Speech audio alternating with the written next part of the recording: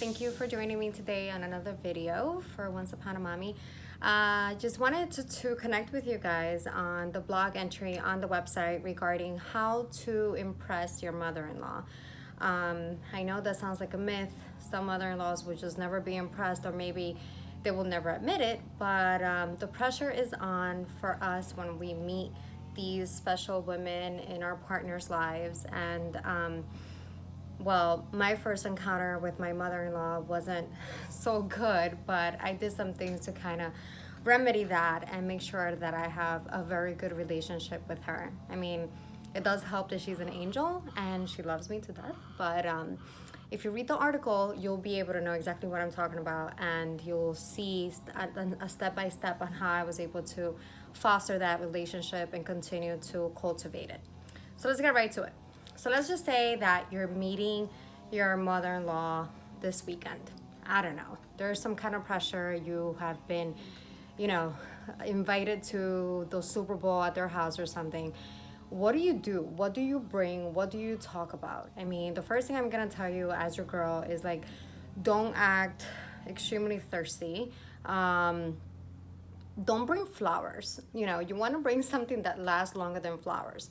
And think about it as, what would you give your boyfriend to have with him? You're not going to give him flowers because he'll throw them away in 5 days and it's done. You'd rather give something to someone that they're going to remember you by, and something that's actually useful, right? So you may want to consider buying anything monogrammed. I absolutely love when somebody takes the time to just send me something personalized. It tells me that there's attention to detail. They care about that it's a special time, probably a little bit extra money to get something personalized for someone. It's a one-of-a-kind gift, so why not get something like that? You don't have to spend a lot of money. I say anything under $20. There's millions of things that you can buy your mother-in-law a nice gift. Anything monogrammed, cell phone case, it can be a little notebook, it can be a pen, it can even be a stamp with her address on it. It just says, hey, I cared enough to show up with something and not my empty hands. And if you don't have time for that and it's really impromptu, just buy a candle. Buy a good one too. One that when her friends go over, they're asking, oh, your house smells so nice, and she's gonna have to say your name. So I would implore to get something like that, but stay away from the flowers. They're so cliche. They're probably expecting it, and you're probably not gonna be the only one showing up with flowers that day. Leave that up to her son, right? Or daughter.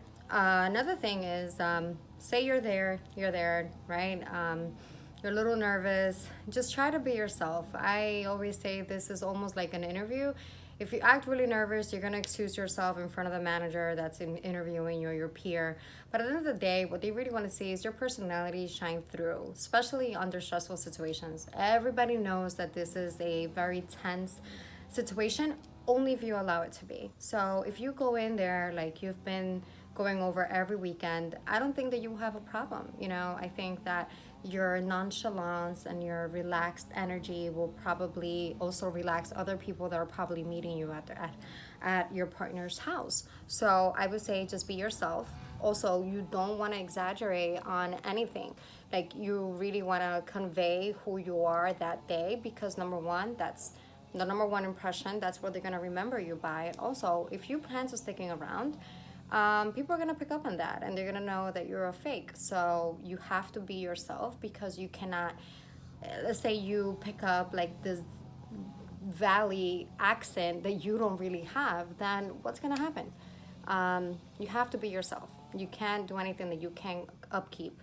If you walk in there all Chanel'd out and Louis Vuitton this, I mean, if you don't dress like that every day, then why would you? I would say just be yourself. And also be mindful, right, of the kind of family that you're visiting. Do your research. You know your partner. Your partner will be your best ally, pretty much, into helping you decode, what conversations are good conversations and what are things to stay away from.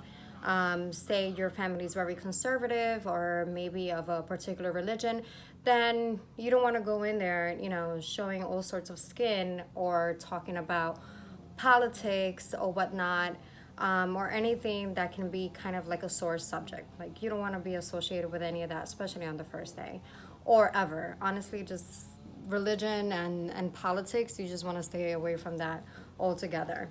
The other thing is ask questions. You know, like I said, your partner will be your best ally, and I think that that person can be your, you know, your best your best buddy in that day. You know, they're gonna tell you little tricks, little things. You know, say she likes nutmeg in her coffee, and you do too. Make sure you mention that. You know, say little things to be impressive, but not to suck ass.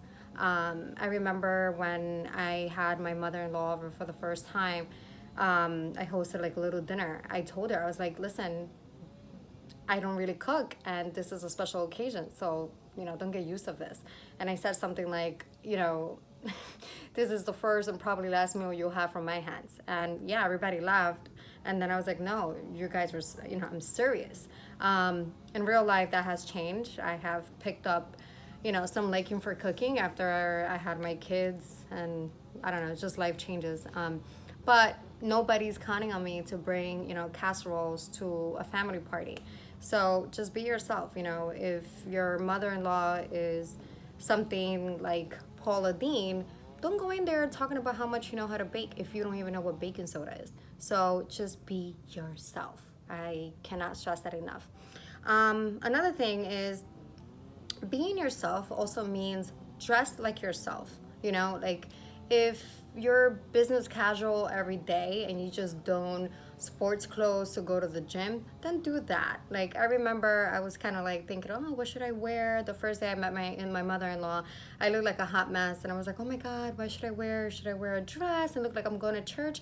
No, I ended up wearing, I think it was like a loose like sweatsuit outfit, but it was like really nice. It was like one of those Ted Baker ones that had a little silk in it. It was like relaxed. It didn't hug my hips or anything. It was just like, hey, I look nice. I'm comfortable. I care about my appearance, but I'm relaxed. That's that.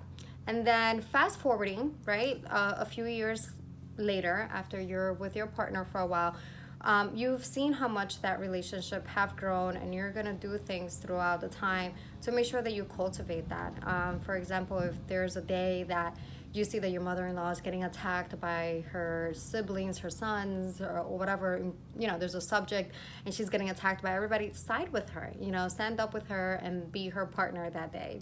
I think she'll remember that. Also, if you have any questions, say you go over to eat and you like a particular sauce, don't just keep that to yourself. You know, be engaging and say, oh my God, this tastes so delicious. What did you put in it? You know, maybe we can do this sometime. You know, I would love to do this for such and such. And just ask questions. Like, for example, now that I'm a parent, my mom is not always available. She lives in the Caribbean, so every time I call, she may not be available, but my mother-in-law is always there. Like, I don't even have to let the phone ring twice, and she's like on the phone. And I consult so many stuff with her. Like, I don't know everything. My babies are very young. You know, I'm just getting started. And the little bit that I know, you know, sometimes I cross-reference with her, and she'll give me a different perspective. And just having that type of acceptance for guidance is very important. I think that for that, she will respect you more rather than being so reluctant. There's a lot of there's a lot of conversations about millennials being so reluctant to being told what to do. I do understand, and I was one of them where I thought I knew everything after reading all my pregnancy books. And when real life hits you, life is different. You know, I think that home remedies are very good remedies. I think that doctors do know everything, but sometimes, you know, just the way that things were done back then are very functional, and I'm very open-minded. So if it's the best for my child, I will be all ears. So yeah, so use them for guidance. And also with my mother-in-law now, sometimes I have, you know, concerns or even like little problems that I may have with my husband. I call her and I open up, and I know that sounds crazy because I have friends I can call, but again, I'm calling her for a different perspective. I'm calling her for the 50 years of marriage that she's about to have. just make her, you don't have to be best friends with her in terms of you have to go out to eat with her every day and do happy hours. I mean, I wish, but that's not reality. My point is that really integrate yourself as a family member, because you are and you will be if that's what your goal is.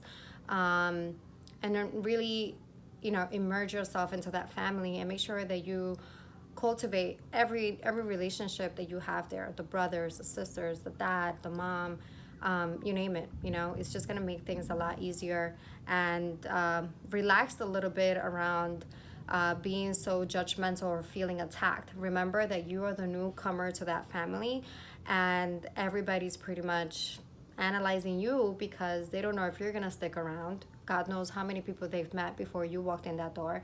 So that reluctancy can also be there. And I just pray that you stick to your game, which is no game. Just be yourself and win everybody over and show them that you're there for the long haul. And I think that they'll love you. Anyway, if you haven't read my blog entry, go now to Once Upon a Mommy. If you haven't subscribed to my YouTube channel, please do. And please